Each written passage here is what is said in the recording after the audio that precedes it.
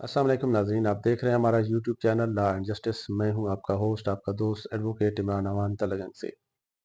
मोअज़्ज़िज़ नाज़रीन, आज का हमारा जो टॉपिक है वो है कि अगर कोई शख्स अमानत में ख़यानत करता है तो उसके ख़िलाफ़ कौन कौन सी कार्रवाई की जा सकती है और अमानत रकम रखने वाला शख्स जो है वो रकम वापस कैसे लेगा।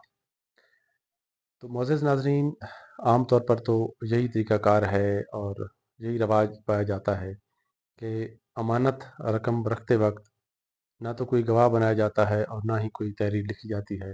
मुमकिन हो, अगर मुनासिब हो तो ये तहरीर भी लिख लेनी चाहिए और गवाह भी बना लेनी चाहिए और उसमें ज़िक्र कर दिया जाना चाहिए कि किस वक्त, किस तारीख, किस जगह पर ये रकम अमानत रखी गई है और हस्ब मुतालबा वापस कर दी जाएगी, या प्रोनोट लिख लेना चाहिए।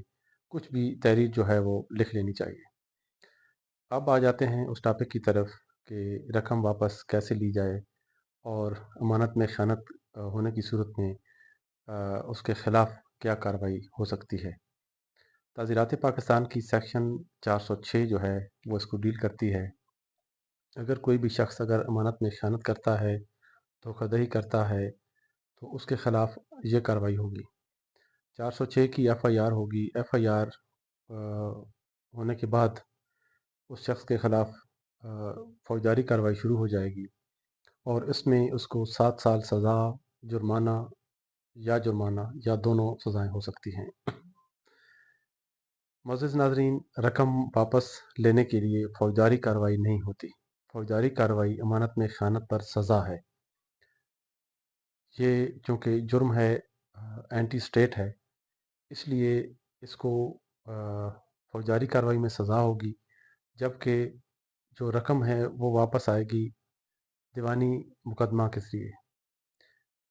जो मुतासरा शख्स है वो दीवानी दावा दायर करेगा, उसमें ज़िक्र करेगा कि उसने उस शख्स के पास कब, किस वक़्त, किस जगह रकम जो है अमानत रखवाई थी और वापसी के मुतालबा पर उसको नहीं मिली।